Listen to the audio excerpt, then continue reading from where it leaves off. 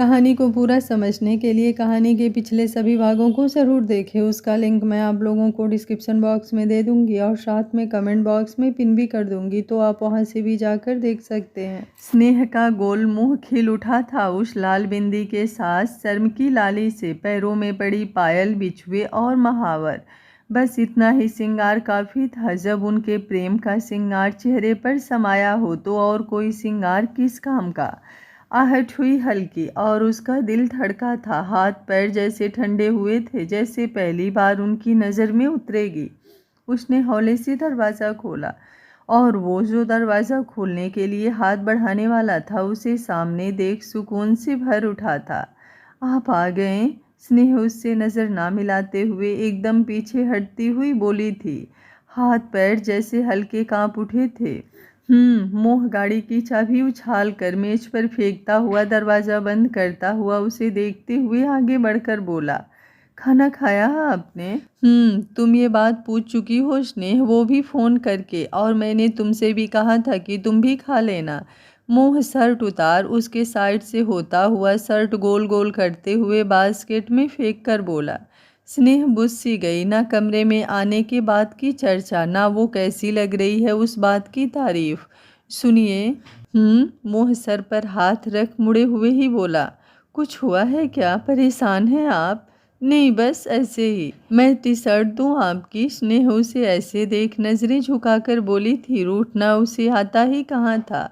वो बोलता उससे पहले ही स्नेह वार्डरोब की तरफ बढ़ गई थी। पल्लू हाथ से छूट कंधे से लटक गया था, ध्यान नहीं था उसका। थक गए हैं? वो उसके हाथ से शर्ट लेकर बोला था।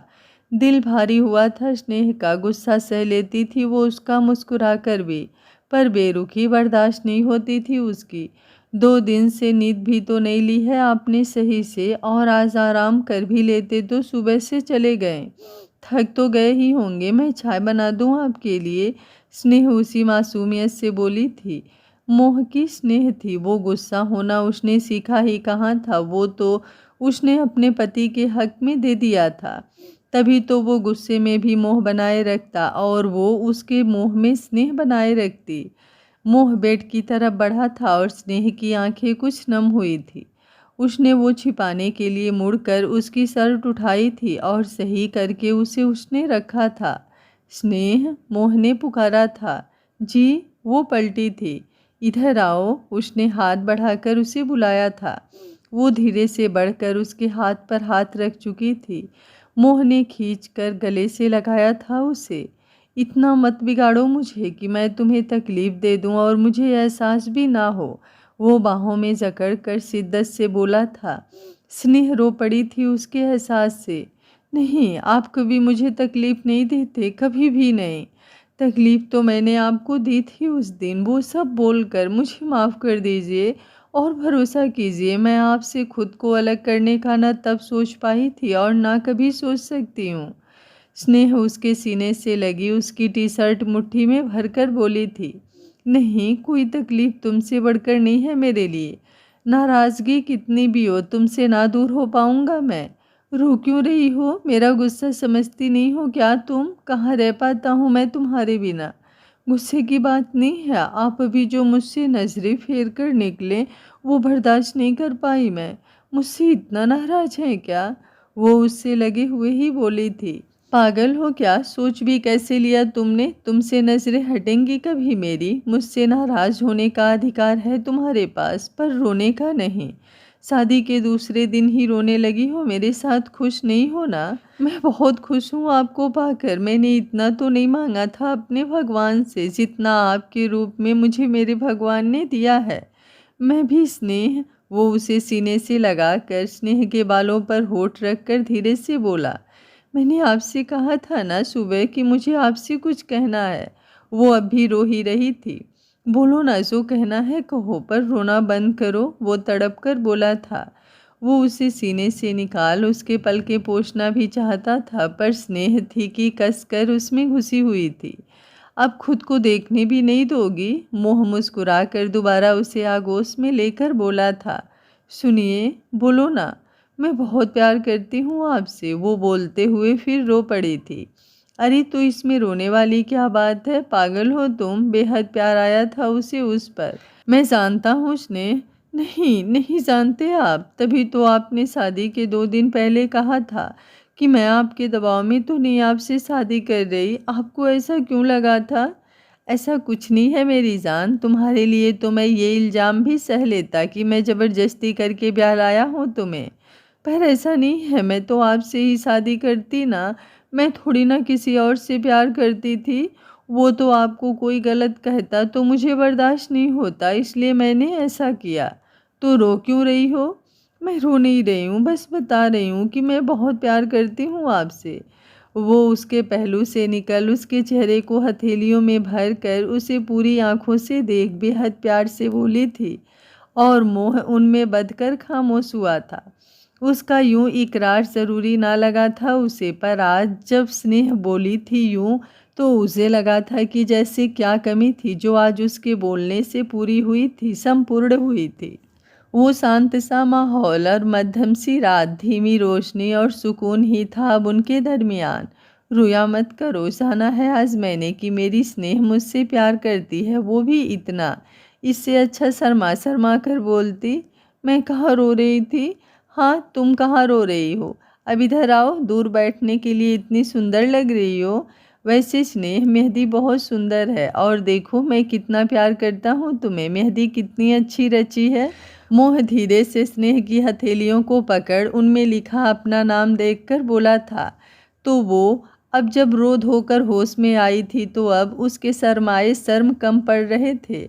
वो ठंडी पड़ती अपनी हथेलियों को खींचने की कोशिश कर बोलने की कोशिश में थी। आज नहीं, मोह खींच कर उसे आगोश में लेकर बोला था। वैसे तुम सही कह रही थी, गला कुछ ज़्यादा ही डीप है, वो बोला तो उसके गाल दहक उठे जिन पर मोह ने धीरे से होठ रखे थे। स्नेह उठकर खड़ी हुई थी। उसके हाथों की चूड़ियां, कानों की झुमकी और नाक में पहनी हुई नथ उसे पागल कर रही थी। मोह ने धीरे से उसका पल्लू पकड़ा था और स्नेह थमी थी। पल्लू की वजह से नहीं, उसके प्रेम की डोर की वजह से। सुनिए। वो उसके पीछे खड़ा होता हुआ, उसके बालों को साइड करता हुआ, उसकी खुली पीठ पर होठ रखता हुआ बोला। तो स्नेह कांप उठी थी, तो उसने हाथ बढ़ाकर उसके पेट पर रख उसे खुद से सटा लिया था, जैसे कह रहा हो कि वो है ना सब संभालने के लिए। सामने लगे आदमकद आईने में स्नेह ने पलकें उठाकर मोह को देखा था। वो बेताब होता हुआ पलकें बंद किए उसमें खोता जा रहा था, उसकी साड़ी के पल्लू की तरफ बढ़ते हुए। उसके हाथ को देखते ही स्नेह मुड़ी थी, पर तब तक वो पिन निकाल चुका था। पल्लू फिसल कर जमीन में गिरा था और स्नेह उसके सीने में सिमट गई थी। तो उसने धीरे से उसे बाहों में उठाया था। बेड पर लिटा वो धीरे से उसके पास आया था। सुनिए, स्नेह ने पलकें ऊपर की करके उसकी भारी होती आंखों को देख दोबारा कहा। बोलो ना, मुझे डिस्टर्ब कर रही हो स्नेह? अभी सुबह हो जाएगी तो तुम्हें दुनिया जहान के मुझे रूल गिना देने हैं। वो कुछ चिढ़ा हुआ बोला था और स्नेह का दिल ले गया था। ठीक है, नहीं बोलती, स्नेह मासूमियत से बोली थी। मोह ने बेकरारी से उसे देखा था। ऐसे ना माना करो हर बात मेरी, तुम्हारे मामले में पहले से ही जिद्दी था मैं स्नेह, और हो जाऊंगा। मोह उसके होठों को छूता हुआ बोला था। अभी परेशान थे ना किसी बात से, तभी तो आकर बाहर से नहीं बोले थे। देखिए, सच कहिए। कुछ वक्त अनमोल होते हैं स्नेह। लोग कहते हैं कि अभी पूरी जिंदगी पड़ी है, जो अब नहीं कर पाए तो तब कर लेंगे। लेकिन सच ये है स्नेह, कुछ बातें वक्त पर ही अच्छी लगती हैं। मुझे तुमसे हमेशा प्यार रहेगा, हमेशा तुम्हें देख मैं होश में नहीं रहूँगा। पर ये रात ऐसे फिर कभी नहीं आएगी। मैं ये वक्त तुम्हें देना चाहता हूँ। तुमसे झूठ नहीं बोलूँगा, थी मुझे कोई प्रॉब्लम, पर अभी तुम कुछ और मत सोचो, सिर्फ मुझे सोचो। मोह जल्दी से उठता हुआ अपना टी शर्ट निकाल फेंकता हुआ उसके पास फिर से आकर बोला। तो स्नेह ने उसे नज़र भर कर देखा था। वो निर्वस्त्र शरीर, सोखी भरी आंखें, माथे पर आ चुके बाल, और सबसे बड़ी बात उसकी झपकती हुई लंबी पलकें। गजब का मोह था उसमें। सही कहते हैं यहाँ सब लोग, उसकी बात ही अलग है। उसने जैसे ही उसे बोलते हुए देखा, स्नेह शर्म से नजरें झुका गई। देखो ना, मुझे कभी तुम देखती नहीं हो। मोह उसके होठों को हल्के से लबों से छूकर बेकरारी से बोला, आपके अलावा मैंने कभी किसी को देखा ही नहीं है। कभी यूं तो सोचती हूँ कि कहीं मेरी ही नज़र ना लग जाए आपको। इतना सुंदर हूँ मैं? मोह कुछ हंसी की खनक से बोला, मुझे क्या पता, मैंने कभी आपको सुंदरता के आईने से तौला ही नहीं। मुझे तो सब सुंदर ही लगा आपका, जैसा आपको मैं लगती हूँ। अच्छा, अभी तुमने ठीक से देखा ही कहाँ है मुझे? वो शरारत से बोला तो स्नेह का रुख लाज में और सिमटा। हटिए आप भी ना, वो उसके सीने पर हाथ रखकर बोली। अच्छा सुनो तो। मोह उसकी चूड़ियाँ पकड़ता हुआ उसके दोनों हाथों को एक हाथ से ऊपर करके पकड़कर बोला। जी कहिए ना, स्नेह मचलती हुई बोली। तो मोह उसकी यूं बोलने की अदा से दीवाना सा हुआ। ये जो कभी कभी सामने से देखती हो ना, जानती हो इन आँखों से बात कर कुछ भी करवा सकती हो मुझसे। और तुम्हें ये बताने का भी अलग मज़ा है, जानती हो क्यों? क्यों? स्नेह अपने हाथों को उसके एक हाथ में, पैरों को उसके पैरों में और अधरों का स्पर्श अपने गले पर महसूस कर रुकती हुई सांसों से बोली थी। मतलब बात तो सिर्फ वो कर रही थी, उसके पति देव के तो हाथ पैर होठ आंखें सब अपने काम भी कर रहे थे। वो बाद में बताऊंगा, बस इतना जान लो, मुझे देखा करो स्नेह। तुम देखती हो ना तब मुझे एहसास होता है कि मेरी सांसें लेना बेवजह नहीं है। वो बढ़ी हुई सांसों से बोल उसके लबों पर झुक चुका था। लाश से सिमटती हुई स्नेह को उसने खुद में उतारना शुरू कर दिया था। उसकी वो तन से लिपटी हुई साड़ी बिखर कर बिस्तर पर फैल गई थी। भरी हुई हाथों की चूड़ियों से एक आध टूटकर खनक गई थी। वो पायल में लगे छोटे छोटे घुंघरू धीमी लय में एक सार बजने लगे थे। उसने मेहंदी से लगे हाथों की उंगलियों को लबों से सबसे पहले छुआ था। स्नेह वो बढ़ती हुई सांसों को संभाल कर एक बार फिर बोल उठा था। जी, वो बिल्कुल आज्ञाकारी पत्नी बन बोल उठी थी। सुबह भी पूछा था मैंने, कमर पर चोट कैसे लगी तुम्हें? जी, वो आपने ही कमरबंद का हुक दबा दिया था कल रात में, वो पहना था ना मैंने। वो सच्चाई की मूरत बनी थी। बोल नहीं सकती थी, ज़्यादा लग जाता तो अब मत पहनना। ऐसे थोड़ी ना ज़्यादा लगता है, वो शर्माती हुई बोली थी और उसे और बेचैन कर गई थी। हाय, ऐसा मत बोला करो, जान ले लो तुम मेरी। जी, ऐसा क्यों बोलते हैं? जान जाए आपके दुश्मनों की। स्नेह फिर मासूमियत से बोली तो मोह ने कस कर उसके पूरे चेहरे को लबों से शिद्दत से छू लिया। तुम भी करो ना ऐसे ही। जी, क्या करूं? करके बताया तो अभी, वो बेकरारी से बोला। आप ही कर लीजिए। स्नेह लजाते हुए उसके सीने से लगकर बोली तो वो मुस्कुरा कर उसे जल्दी से खुद से अलग करता हुआ खुद उसके सीने में उतरता चला गया। स्नेह की पलकें बंद हुई। जितना वो करीब होता उतना वो खुद को संपूर्ण मानती जा रही थी। प्रेम ऐसा ही होता है। लोग अक्सर जिस्म के रिश्तों को ज़रूरत समझते हैं, पर उसे यही प्रेम जीवन देने का आधार बना देता है। किसी से कभी कभी हम जो शब्दों में नहीं बोल पाते, उसे यूं भावनाओं से व्यक्त करने का जरिया बना देता है। ये 7 फेरों से अधिकार से मिले इस प्रेम का रंग ही अलग होता है। ये खनकते बिखरते हुए सिंगार, ना किसी डर ना किसी बंधन से मिला प्रेम। इसलिए कहते हैं प्रेम सीमाएं नहीं मानता। कभी मतलब समझा है इस बात का? प्रेम सीमाएं नहीं मानता, क्योंकि जो सच में प्रेम करते हैं ना, उन्हें उनका प्रेम इतना धैर्य दे जाता है कि उन्हें किसी बात की चिंता ही नहीं रहती।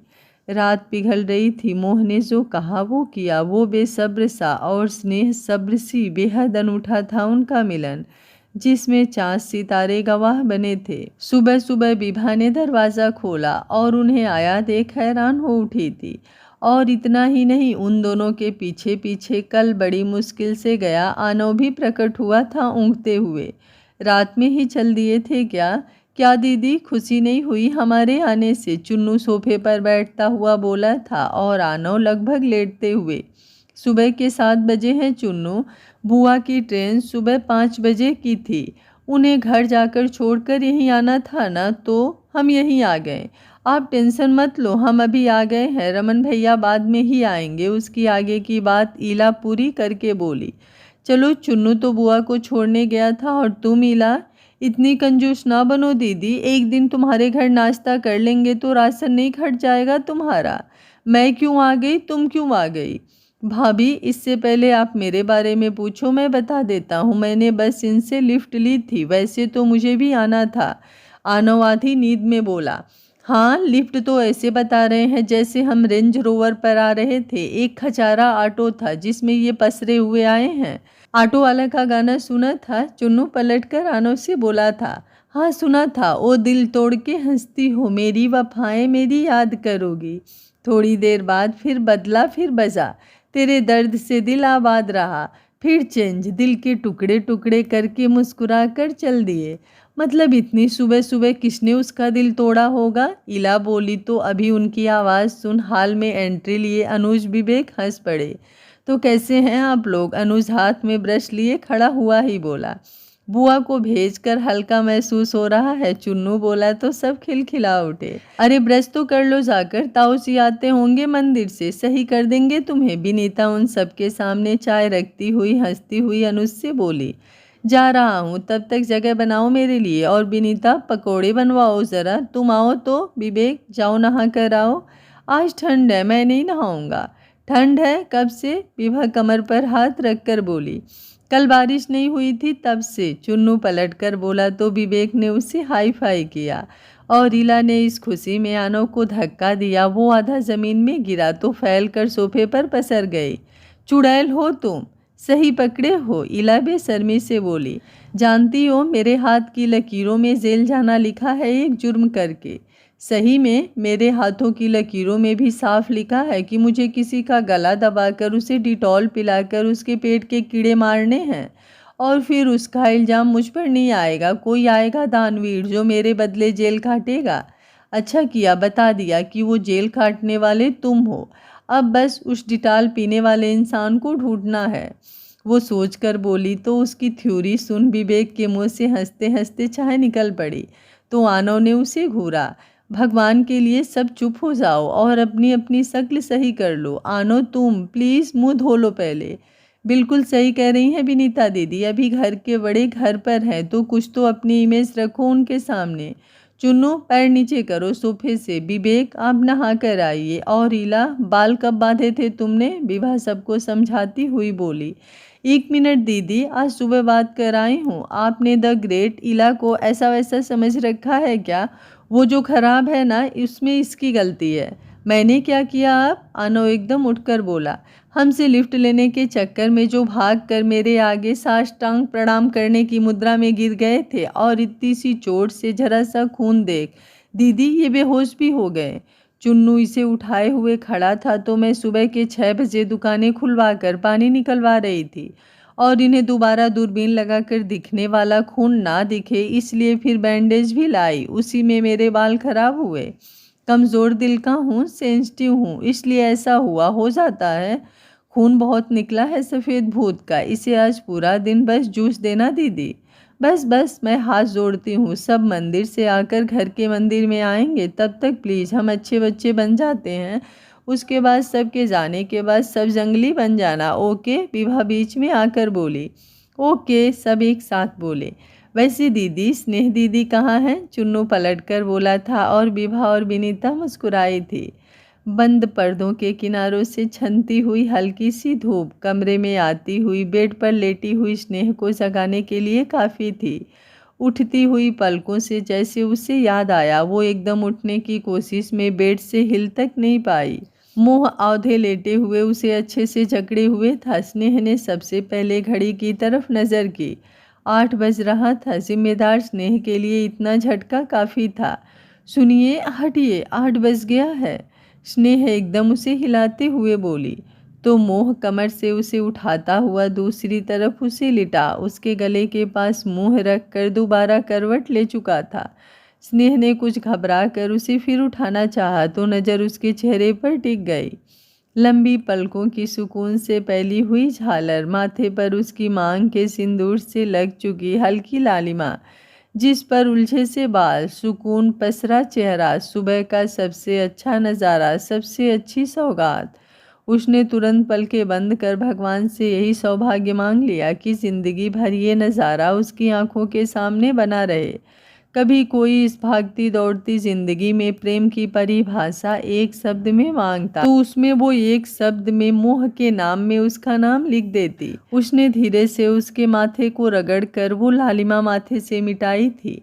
बालों को धीरे से माथे से हटाया। सुनिए, वो धीरे से होठ मोह के कान के पास ले जाती हुई बोली। मोह आंखें बंद किए हुए ही बोला था, छोड़ दीजिए ना, सब जग गए होंगे नीचे, क्या सोचेंगे कि मैं ही नहीं उठी अभी तक। नहीं, मोह धीमे से पलके खोलता उसे मोहब्बत से देखता हुआ आगोश में भरकर बोला, दोबारा पलके बंद कर। मुझे तो नहाना भी है, फिर तैयार भी होना है। दीदी कह रही थी कुछ और औरतें मुझे देखने आने वाली हैं आज, पर मैं तो उठी ही नहीं अभी। वो थी तो बड़ी टेंशन में, पर अपने पति परमेश्वर को सुबह सुबह गुस्सा होने का बहाना नहीं दे सकती थी, इसलिए धीरे धीरे बेड पर लेटे लेटे ही नहा और तैयार हो रही थी। सुनिए, स्नेह फिर से धीरे से बोली थी तो उसने सर उठाकर आंखें खोल उसे चिढ़ते हुए देखा तो स्नेह खामोश हुई। चोरी चोरी देखती हुई उसकी आंखों की हलचल देख मोह मुस्कुरा उठा। ऐसे देखोगी? वो उसके गालों को छूकर भारी हुई आवाज़ में मदहोशी से बोला। जी मैं उठ जाऊं, आप गुस्सा मत होना, आप जानते नहीं हैं सब फिर छेड़ते हैं मुझे, फिर मुझे बहुत शर्म आती है। वो जल्दी से बोली थी। अच्छा, तो किस बात के लिए छेड़ेंगे और क्या कहेंगे, मुझे भी तो पता चले। वो दीवानों सा अपनी ज़िंदगी को आगोश में लिए हुए बोला था, जिसकी रंगत आज उसके प्रेम से खिल उठी थी। गुलाबी हुए होठ, तकिए पर बिखरे हुए उसके लंबे बाल, जिनमें माथे पर झलकता हुआ वो फैला हुआ सिंदूर, कुछ नींद की कमी से कुछ और सुर्ख हुई उसकी आंखें, जिनमें उसने अपना अक्स चमकते हुए देखा था। आपको नहीं पता, स्नेह शर्मा कर मोह में और घुसते हुए बोली। मुझे तो पता है, मैंने तो प्यार किया है अपनी बीबी को, और मैं बता भी सकता हूँ कि मैंने। रहने दीजिए ना, कुछ आपकी बातें सिर्फ मैं ही जानना चाहती हूँ। स्नेह उसके होठों पर हाथ रख हक से सिमट कर बोली थी। ये तुम्हें कहने की ज़रूरत नहीं है स्नेह। वो उसके माथे पर होठ रख कर बोला था। अब उठने दीजिए ना। नहीं, मोह तुरंत बोला था। ठीक है, फिर नहीं जाती, वो भोलेपन से बोली थी और अपने पतिदेव का दिल अपनी मोहब्बत से ओवरलोड कर गई थी। ऐसी मत बोला करो, वरना खा जाऊंगा मैं किसी दिन तुम्हें। वो कस कर उसके चेहरे के हर नब्ज को प्रेम से सराबोर करके बोला। अच्छा सुनिए, स्नेह उठी थी और मोह ने करवट पलटी थी कि वो तुरंत बोली, तो उसने पलट कर बेताबी से उसे देखा। एक बार और सुनिए, बोला ना स्नेह, तो कसम से 2 घंटे निकलने नहीं दूंगा और बिस्तर से। फिर जो तुम सुबह सुबह न्यूज़पेपर मुझे पढ़कर सुना रही थी ना, वो भी सुनाने का कोई फ़र्क नहीं पड़ेगा मुझे। मोह बोला तो स्नेह तुरंत बाथरूम की तरफ बढ़ी। अच्छा क्या बोल रही हो, बोलो ना। वो उसकी हर बात मान लेने की अदा से हारा जा रहा था और स्नेह हार कर भी जीतती जा रही थी। आज मैं घर जा रही हूँ, स्नेह धीरे से बोली थी। मैं भी चलूँगा, मेरे कपड़े रख लेना, मोह तुरंत बोला तो स्नेह ने हैरानी से उसे देखा। मोह आराम से सर तकिए में घुसाए आंखें बंद किए बोला था, मतलब वो जाएगा ज़रूर, और ये उसने सोच लिया था, इसलिए इतना अच्छा उसका रिएक्शन था।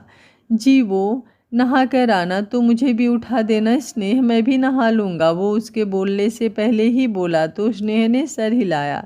अगर अभी मोह को बताया कि वो उसके साथ नहीं उसे विदा कराने आएगा, तो उसके प्यारे पति देव ज्वालामुखी बनकर उसके सर पर तांडव करेंगे, इसलिए मौके पर पता चलेगा तभी ठीक है, सोचकर उसने दरवाज़ा बंद कर लिया। क्या सीजू, बड़े चमक रहे हैं आप, इला मोह के चारों ओर घूम कर उसे छेड़ते हुए बोली। तुम्हें भी चमकना है तो बता दो, करवा देता हूँ तुम्हारी शादी। है कोई लड़का नज़र में? मोह शर्ट के बाजू पलटता हुआ उससे बोला। जियो जीजा जियो, आपकी ना यही बात मुझे बहुत पसंद है। और मेरी? आनो सोफे पर पलटकर बोला।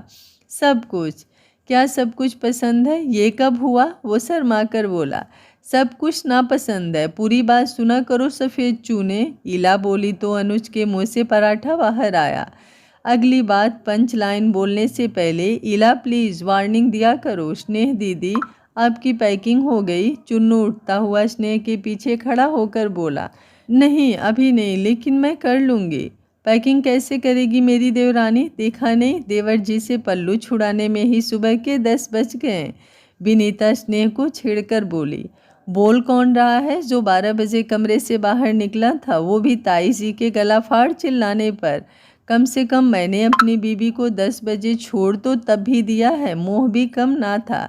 स्नेह भले ही शर्मा गई हो, पर वो पलट कर बड़े इत्मीनान से बोला था। भले ही उसकी बात सुन अनुज के मुंह से इस बार कॉफ़ी बाहर आई थी। हद है, मेरी सुपारी लेकर बैठे हो क्या सब लोग? अरे ऐसे हार्ट अटैक देने से पहले वार्निंग तो दिया करो। और मोह मैंने क्या किया है? अनुज वो बच्चों सा बोला। आपने ही किया था, याद नहीं है? मैं याद दिलाऊं? नहीं, बस मान गए। मोह भाई आप चल रहे हैं ना आज हमारे साथ? वो ताऊ जी कह रहे हैं आपको आज मिस्टर मल्होत्रा से मीटिंग करनी है। विवेक कुछ याद आते ही बोला था। तुम आज घर पर रहना, कल माँ बता रही थी तुम्हें बुखार है। हाँ, आपको मेरी कद्र तब भी है, वरना लोग मुझे नहाने के लिए बोलते रहते हैं। वो विभा को देखते हुए बोला। गलती हो गई, अब 1 महीने बाद नहाना। विभा पलट कर बोली।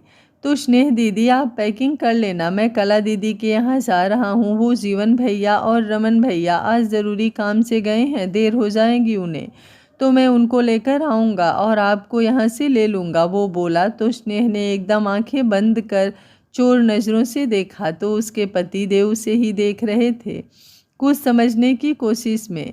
तुमने क्या बातें हो रही है बच्चों के बीच? वो बोलता उससे पहले ही पीछे से नीता जी की आवाज़ आई।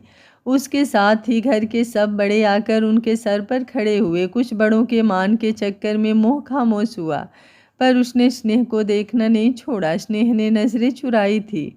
और चुनमुन कहाँ जा रहे हो? नाश्ता किया? निहार ने उसके कंधे पर हाथ रखकर कहा। जी चाचा जी, वो मैं कला दीदी को लेने जा रहा हूँ। वापस आकर मुझे स्नेह दीदी को भी ले जाना है ना, इसलिए जल्दी जा रहा हूँ। दादी को तो आप जानते हैं, वो मुहूर्त पर बड़ा मानती हैं। अच्छा अच्छा, तो जल्दी जाओ बेटा, नीलेश जी तुरंत बोले। अच्छा पद्मा जी, हम निकलते हैं, आप बहू की विदाई देख लेना। और अनुज तुम वो स्टॉक चेक करना आज। और मोह तुम्हें तो विवेक ने बता ही दिया होगा। नीलेश जी निहार के साथ फैक्ट्री निकलते हुए बोले। जी ताऊ जी, मोह धीरे से बोला। स्नेह बेटा पैकिंग हो गई? नीता उनके जाने के बाद स्नेह की तरफ देखकर बोली। जी माँ, बस अभी नहीं, स्नेह धीरे से बोली। तो जाओ बेटा कर लो, कब करोगी? अभी से चौके चूल्हे में ना घुसो। मैं तो विभा से भी कहती हूँ कि कहीं घूम आया करो। तो माँ मैं भी हो आऊँ स्नेह के साथ घर? विभा धीरे से बोली थी। नीता जी मुस्कुरा उठी। 2 दिन पहले ही तो गई थी तुम, पद्मा जी तुरंत बोली। तो विभा का मुंह उतरा। अरे दीदी बच्चे हैं, जाने दीजिए, कल को जब बाल बच्चे हो जाते हैं तो जाना भी चाहो तब भी उनका स्कूल और जिम्मेदारियां पैर बांध ही देती है। फिर कहाँ वो अल्हड़पन, वो पद्मा को समझाकर बोली। तो पद्मा जी गहरी सांस ली। जैसा तुम्हें ठीक लगे नीता, मेरी सुनती कहाँ हो तुम? माँ मैं भी चला जाऊँ? विवेक प्यारा सा मुँह बनाकर नीता से बोला। चले जाना, पर काम में कोई कोताही नहीं, पापा को जानते हो ना। ओके, मैं तो बोर हो जाऊंगी अकेले यहाँ। फिर भी नीता बोली थी। तो दीदी आप भी चलिए ना, और मैं तो कहती हूँ अनुज भैया को भी लिए चलते हैं। बढ़िया खाना, बढ़िया बातें और स्नेह के हाथ की बढ़िया चाय। इला बीच में थमक कर बोली। ये सही है, विदाई स्नेह की हो रही है या तुम सबकी? कोई नहीं जाएगा, सिर्फ स्नेह जाएगी। माम हाँ ऐसा मत करो, कभी कभी तो मान लो, सब एक साथ बोले। अच्छा अच्छा ठीक है, स्नेह पैकिंग कर लो, और तुम लोग भी। लेकिन 2 दिन बाद सब घर की तरफ होंगे। उसके बाद अच्छा सा मुहूर्त देख स्नेह को मोह विदा करा लाएगा। आखिर उसे भी शादी के बाद पहली बार ससुराल जाना है। नीता जी बोली तो मोह का दिमाग खराब हुआ। माँ आप वो साड़ी बता रही थी ना, वो दे दीजिए चलकर। अपने पति देव की आगे की बात समझकर स्नेह तुरंत मोह की बात काट कर बोली। तो उनके पति देव ने उसे खा जाने के हिसाब से आंखें दिखाई। हाँ हाँ चलो। नेताजी उठी तो उनके पीछे सब उठते हुए चले गए। मतलब सब जा सकते हैं, पर मैं नहीं जा सकता। वो जब से कमरे में आई थी, मोह उसके पीछे ही आकर उसे लगभग 5 मिनट देखता रहा। फिर जाकर अब बोला था, और स्नेह धीरे धीरे चोर नज़रों से मोह को देखते हुए सामान पैक कर रही थी। अच्छे से जानती थी कि उसके प्यारे पति देव आएंगे ज़रूर उस पर हावी होने। तुम सुन रही हो स्नेह? और एक बात बताओ, तुमने मेरी बात क्यों काटी? मतलब खुद ना कुछ करो ना ही मुझे करने दो। और सुबह ही तुम्हें ये बात पता थी पर तुमने मुझे नहीं बताया, मोह भन्नाया हुआ बोला था। जी ऐसा तो नहीं है, बस वो पहली बार का ज़्यादा होता है। और आप सुबह सोकर उठे थे तो, और बस आपको 2-4 ही दिन रुकना है, वो धीरे से बोली थी। अच्छा, तुम्हें तो मैं सीधा यहाँ लाया था, तब तो नहीं रुका था रास्ते में 1-2 दिन? लेकिन तब तुम्हारे साथ अकेले मुझे कैसे छोड़ते? मुझसे पहले पूरी दुनिया को जो देखना था तुम्हें। मतलब ये घर तुम्हारा तो वो घर मेरा क्यों नहीं? और मुझे तो ये समझ नहीं आता ये सब नियम आते कहाँ से हैं? मोह कमरे में नाचते हुए उसके आगे पीछे होता ये सब बोल रहा था और स्नेह धीमे धीमे मुस्कुरा रही थी उससे छिपकर। तुम हंस रही हो? जी नहीं तो मैं क्यों हंसने लगी भला? और वो आपका भी घर है, बस अच्छी तिथि पर बुलाते हैं। वो साड़ी ब्रीफ केस में डालती हुई मुस्कान रोक कर बोली। मुझे मत बताओ अच्छी तिथि तुम, और ये बताओ जहाँ कितने दिन के लिए रही हो? इतनी देर से साड़ियाँ ही तुम भर रही हो। मोह चिढ़ा हुआ बेहद प्यारा लगा था स्नेह को। जी मुझे क्या पता, लेने तो आप आएंगे ना? मैं तो रात को लेने आ जाऊंगा। अब बोलो क्या करोगी? रास्ते भर 2-4 साड़ियाँ चेंज करती जाओगी? ऐसा थोड़ी ना होता है, स्नेह अपने चिरपरिचित अंदाज में बोली तो उसके पति देव का गुस्सा 7वें आसमान पर पहुंच गया। मैं बोल रहा हूँ स्नेह, मुझे गुस्सा आ रहा है। क्यों कर रहे हैं आप गुस्सा? वो धानी साड़ी पहने नज़र झुकाए उसके करीब आकर उसकी शर्ट का बटन छूते हुए बोली थी। तुम्हें तो जैसे कुछ पता ही नहीं है, मोह रूठा रूठा बोला था। ज़्यादा टाइम नाराज ना हो, ये मुझसे अच्छा नहीं लगेगा मुझे, फिर 2-4 दिन की ही तो बात है, रहने दो तुम। सुनिए तो, घर पर नहीं मिलेंगे तो क्या मैं आपसे बाहर मिलने आ जाया करूँगी? स्नेह उसे मनाती हुई प्यार से बोली। नहीं मिलूँगा, और क्यों मिलूँ? बीबी हो मेरी, और क्या पता उसमें भी सबको प्रॉब्लम हो। एक तो 7 बजे से पहले घर जाना होता है तुम्हें। आपके साथ हुई तो मैं थोड़ी ना ऐसा होगा। अच्छा, और ये बात घर पर कौन बताएगा? मैं माँ को बता दिया करूँगी, वो दादी को इशारे से बोल देंगी, और फिर इला और चुन्नू है तो मुझसे ज़्यादा तो वो आपकी मानते हैं। स्नेह लजाती शर्माती बोली थी। नहीं आऊँगा, जाओ। सुनिए ना, मान भी जाइए, मैं आपसे अलग थोड़ी ना हूँ, मुझे भी तो याद आएगी आपको। स्नेह बड़ी मुश्किल से बोली थी क्योंकि सिर्फ इतना बोलने से उसके गाल दहक उठे थे।